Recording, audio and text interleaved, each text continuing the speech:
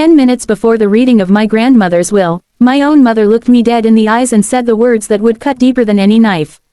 She said my sister deserved everything, and that I was nothing more than an unlovable burden. Imagine sitting there, waiting to hear the last wishes of the woman who raised you, only to be told that your own family sees you as worthless. They laughed together, pushing the house, the jewelry, the bank accounts toward my sister as if I had no right to even exist in the room. Their smug faces burned into me, and I stayed quiet, my hands gripping a folded document that would change everything. Because I knew something they didn't, and their arrogance would be their downfall. If you've ever wanted to see someone who wronged you get exactly what they deserve, hit that like button and subscribe, because this story is going to show you just how sweet revenge can be.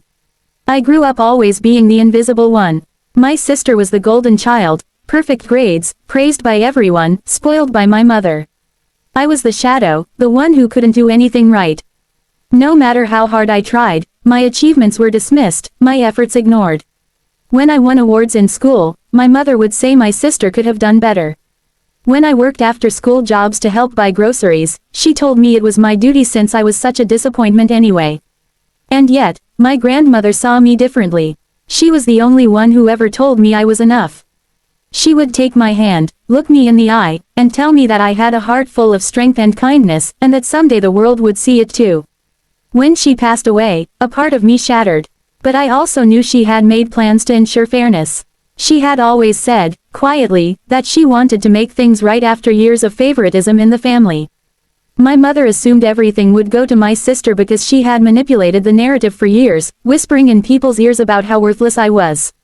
She didn't know that my grandmother and I had long, private talks about the future, and about the will that would someday be read. On that day, I sat at the table, the smell of old wood and paper in the lawyer's office heavy in the air. My mother leaned forward with that same superior smirk she had carried all my life. She said again that I was nothing but a burden, that everything rightfully belonged to my sister. My sister giggled, clutching my grandmother's jewelry box like a child with candy.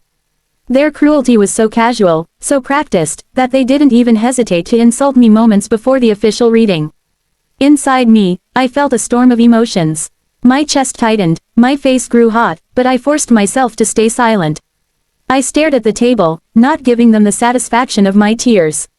In my pocket was the document my grandmother had entrusted me with before she passed, a final amendment to her will.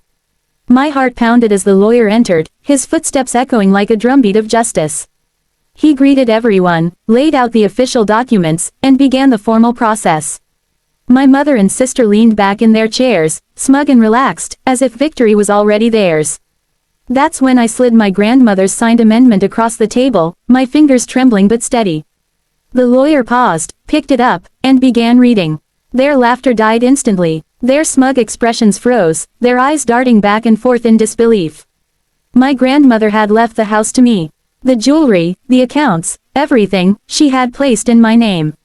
The room was so silent I could hear the faint hum of the overhead lights. My mother's face twisted in anger, her voice breaking as she demanded an explanation. My sister's jaw dropped, clutching the jewelry box as though it might vanish. The lawyer calmly explained that my grandmother had filed this amendment legally and properly, ensuring it was airtight. All those years of being called worthless, all those times I was dismissed, ignored, and mocked, they crumbled in that moment. My mother's power dissolved right in front of me. She tried to argue, her voice rising, accusing me of manipulation, of trickery. But there was no trick. This was my grandmother's choice, and she had made it with clear mind and full intention. The lawyer repeated it firmly, everything now belonged to me. I can't describe the surge of satisfaction that filled me. It wasn't about the house, or the money, or even the jewelry. It was about justice. It was about finally being seen, about my grandmother's love and belief in me being written in ink for the world to recognize. My mother had spent years convincing me I was unlovable, but in that room, it was her who looked powerless, small, and desperate. My sister stared at me as if seeing me for the first time, not as the burden their mother painted, but as someone who now held everything they thought was theirs. They left the office in a storm of fury, my mother's voice echoing down the hallway, my sister's tears falling as she clutched at empty air.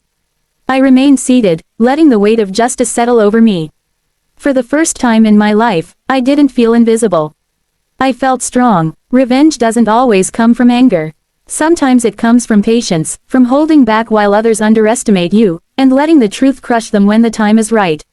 My grandmother's faith in me had been the quiet flame that never died, and in that moment, it burned bright enough to consume all the lies my mother had spun. And that's the thing about betrayal, it always finds its way back. Karma doesn't always move quickly, but when it does, it strikes with precision. That day, it struck my mother and sister, leaving them with nothing but the bitter taste of their own cruelty. If this story gave you chills, smash that like button and tell me in the comments, what's the most satisfying revenge you've ever seen? Don't forget to subscribe for more stories like this, because sometimes justice really is as sweet as it sounds. Do you want me to expand this even further into a full 1800-2000 word version with more backstory, dialogue, and psychological build-up so it reaches the perfect 10 to 12 minute narration length?